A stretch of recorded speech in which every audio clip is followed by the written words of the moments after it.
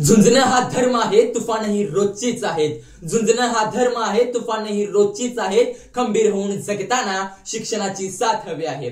यश क्वचितच येतं वाटणीला, अपयश नेहमी पचवावं लागतं. यश क्वचितच येतं वाटणीला, अपयश नेहमी पचवावं लागतं. दोन्ही समान तोलताना विवेक बुद्धी चावायचा आहे. आयुष्याचं बरडमाळ समृद्ध मला करायचं आहे. आयुष्याचं बरडमाळ समृद्ध मला करायचं आहे. फार मोठं होऊन माझ्या भारत देशाचं नाव मला मोठं करायचं आहे. माझ्या भारत देशाचं नाव मला मोठं करायचं आहे. मित्रो, असं म्हटलं जातं की विविधतेने नटलेला माझा भारत देश, तो म्हणजे कसा गंगा जमुना सरस्वती नद्यांचं पावित्र्य राखणारा माझा भारत देश, जम्मू आणि काश्मीरचं सौंदर्य प्राप्त असणारा माझा भारत देश, आणि याच माझ्या महाराष्ट्राची संस्कृती जपणारा माझा भारत देश. आणि याच माझ्या भारत देशाच्या इतिहासात डोकावून पाहिलं तर डोळ्यासमोर चित्र उभा राहतं, तेच म्हणजे स्वराज्य निर्माण करणारे छत्रपती श्री शिवाजी महाराज. डोळ्यासमोर चित्र उभा राहतं ते म्हणजे या स्वातंत्र्याच्या लढाईचं स्वतःच्या रक्ताचं बलिदान देणारे भगतसिंग, राजगुरू आणि सुखदेव. डोळ्यासमोर चित्र उभा राहतं ते म्हणजे स्त्री शिक्षण, आणि स्त्री शिक्षण हेच प्रगतीचं लक्षण म्हणून अखंडपणे लढणारी सावित्रीबाई फुले डोळ्यासमोर उभे राहते. आणि याच माझ्या भारत देशाचं संविधान लिहिणारे विश्वरत्न डॉक्टर बाबासाहेब आंबेडकर डोळ्यासमोर उभे राहतात.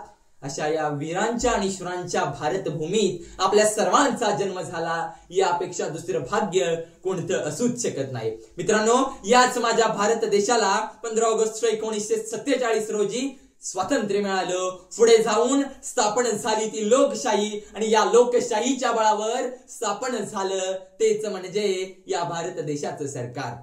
मित्रांनो, खऱ्या अर्थानं माझ्या भारताच्या विकासासाठी जे जे हवंय ते या माझ्या भारत देशाच्या सरकारने केलं. आणि खऱ्या अर्थानं मला वाटतं त्याच वेळी संकल्पना सुचली असावी, तीच म्हणजे हीच भारत सरकारची शिष्यवृत्ती आणि तिची झालेली अंमलबजावणी. खऱ्या अर्थानं याच विषयाच्या अनुषंगानं एक सर्वसामान्य मुलगा, एक अनुसूचित जाती जमातींमधला मुलगा, एक गरीब कुटुंबातील मुलगा ज्यावेळी जन्माला येतो, त्याला मोठं व्हायचं असतं, आई बापाचं नाव मोठं करायचं असतं, आपल्या भारत देशाचं नाव मोठं करायचं असतं, त्यावेळी त्याला साथ हवी असते, ती म्हणजे शिक्षणाची. आणि खऱ्या अर्थानं हे शिक्षण करताना त्याला असंख्य लाख अडचणी निर्माण होतात, आणि अडचणींवर मात निर्माण करण्यासाठी योग्य पद्धतीनं वाट दाखवते, तीच म्हणजे याच भारत देश सरकारची शिष्यवृत्ती आणि तिची झालेली अंमलबजावणी.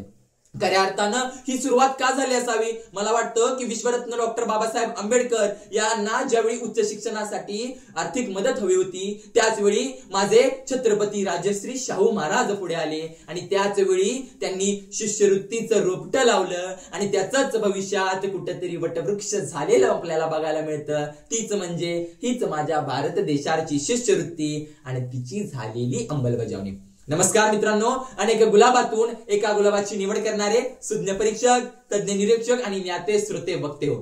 मी कुणाल सुखदेव शिंदे, आदर्श कॉलेज ऑफ फार्मसीचा विद्यार्थी, आज आपल्या समोर विषय मांडू इच्छित आहे, अर्थातच सरकारची शिष्यवृत्ती आणि तिची झालेली अंमलबजावणी.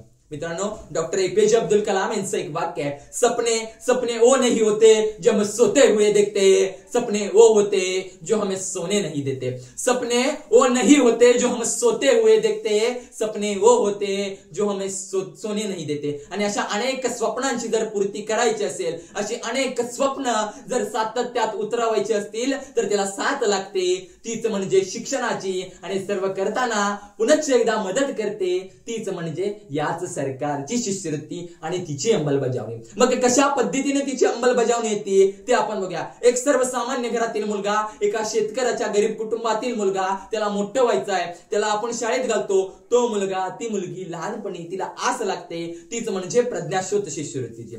तिला आस लागते, ती म्हणजे नवोदय स्थिती. आणि हे सर्व करताना त्याचा सर्वांगीण विकास होतो, आणि ज्यावेळी तो गुणवत्ता यादीत बसतो त्यावेळी खऱ्या अर्थानं याच माझ्या सरकारच्या शिष्यवृत्तीची अंमलबजावणी झाली असं म्हटलं देखील हरकत नाही. खऱ्या अर्थानं आपण म्हणतो की स्त्री शिक्षण, स्त्री शिकली, प्रगती झाली. ज्यावेळी माझ्या सावित्रीबाई फुलेनं याचा पाया रचला आणि त्याचं वटवृक्ष आपल्या या भारत सरकारच्या शिष्यवृत्तीनं केलेलं आपल्याला बघायला मिळालं.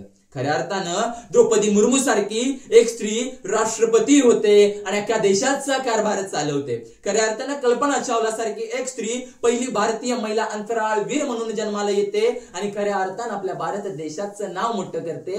हीच खऱ्या अर्थानं माझ्या भारत सरकारची शिष्यवृत्ती आणि तिची अंमलबजावणी झाली असं म्हटलं तर काही हरकत नाही.